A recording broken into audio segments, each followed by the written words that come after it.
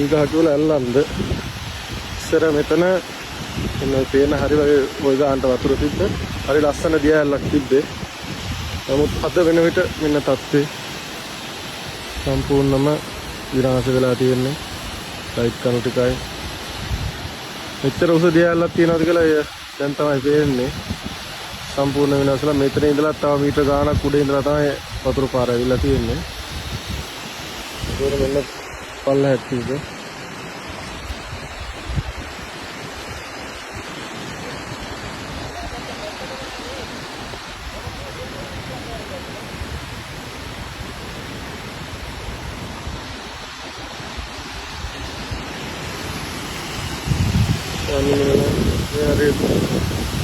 පොඩි පාලමක් තිබ්බා. පාලම හොයා ගන්නවත් නෑ පාලම. අඩි මම හිතන්නේ අඩි 300ක විතර පළලට සාය ලොකු වතුර පාරක් ඇවිල්ලා තියෙනවා. ඉතින් පහළටත් ගිහලා අඩි 200ක් 300 වගේ විශාල පළලට